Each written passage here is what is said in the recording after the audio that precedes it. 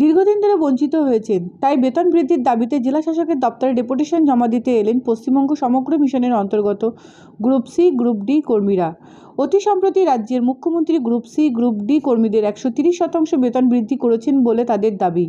কিন্তু এই সমগ্র মিশনের অন্তর্গত গ্রুপ সি গ্রুপ ডি কর্মীরা সেই বেতন থেকে বঞ্চিত হচ্ছেন।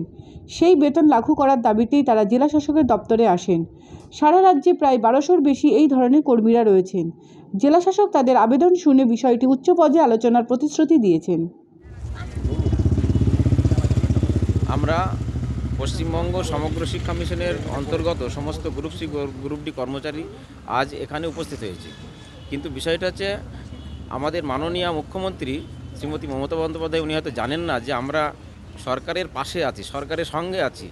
আমরা সবাই কিন্তু ফেডারেশনের সদস্য, কিন্তু আজ পর্যন্ত আমরা কিন্তু আমাদের বঞ্চিত বিভিন্ন বিষয় থেকে, আমাদের অধিকার থেকে আমরা বঞ্চিত হয়ে যাচ্ছি। আজ 18 থেকে 20 বছর আমরা চক্রস্তর এবং জেলা স্তরে কর্মরত, কিন্তু সমস্ত ডিপার্টমেন্টের গ্রুপ সি গ্রুপ ডির যাদের বেতন বৃদ্ধি হয়েছে প্রায় 130%, কিন্তু আমাদের সেই নিরিখে আজ পর্যন্ত কিছু হয়নি। এই বাজারে আমাদের পক্ষে সংসার চালানো খুবই অসুবিধা হচ্ছে। তাই আমরা দিদির একটু দৃষ্টি আকর্ষণ করতে চাচ্ছি এই আপনাদের চ্যানেলের মাধ্যমে, যাতে দিদি আমাদের বিষয়টি একটু লক্ষ্য করেন এবং আমাদের দিকে একটু তাকান, আমাদের বেতন বৃদ্ধি করেন। সর্বোপরি বেতন বৃদ্ধি আমাদের মূল দাবি। আমরা এখানে যারা সমবেত হয়েছি পশ্চিমবঙ্গ সমগ্র শিক্ষা মিশনের অধীনস্থ উত্তর 24 পরগনা জেলার বিভিন্ন চক্রস্তরের গ্রুপ সি এবং গ্রুপ ডি কর্মচারী বৃন্দ, আমরা এখানে আজকে এসেছিলাম ডিএম সাহেবকে একটা আবেদনপত্র জমা দিতে আমাদের বেতন বৃদ্ধি সংক্রান্ত বিষয় নিয়ে।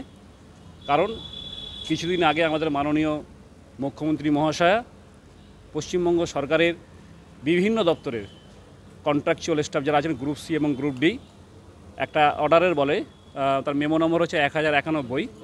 সেই মেমোতে তিনি প্রত্যেকটা গ্রুপ ডি কর্মচারী প্রায় 130% বেতন বৃদ্ধি করেছেন। এটা অত্যন্ত মানবিক সিদ্ধান্ত আমরা মনে করি। কিন্তু দুর্ভাগ্যবশত আমরা যারা পশ্চিমবঙ্গ সমগ্র শিক্ষা মিশনের কর্মচারী তারা বঞ্চিত। গ্রুপ সি গ্রুপ ডি কর্মচারী আমরা বঞ্চিত সেই বিষয় নিয়েই, এবং সারা পশ্চিমবঙ্গে আমাদের সংখ্যাটা প্রায় 1200 জন, 1200 জনের মতো, এবং তারা চক্রস্তরের বিভিন্ন দপ্তরে আর কি কর্মরত। এডুকেশন দপ্তরের খুব গুরুত্বপূর্ণ কাজগুলো তারাই সামলায়, এবং এই বিষয়টা নিয়ে সারা পশ্চিমবঙ্গ জুড়ে বিভিন্ন জেলা শাসকের দপ্তরে প্রেয়ারপত্র জমা দেওয়া হচ্ছে। আমাদের আসতে হলো যে 1091 যে অর্ডারটা, সেই তার অর্ডারের নিরিখে লাস্ট 16 তারিখেও একটা অর্ডার বেরিয়েছে। পিডাব্লিউডি স্টাফরা তারা সেটা কিন্তু বেতন বাড়িয়ে নিতে পেরেছেন, তারা সফল হয়েছেন 130%। তাহলে আমরা কেন বঞ্চিত থাকছি এখনও, আমরা কেন বাদ পড়ছি?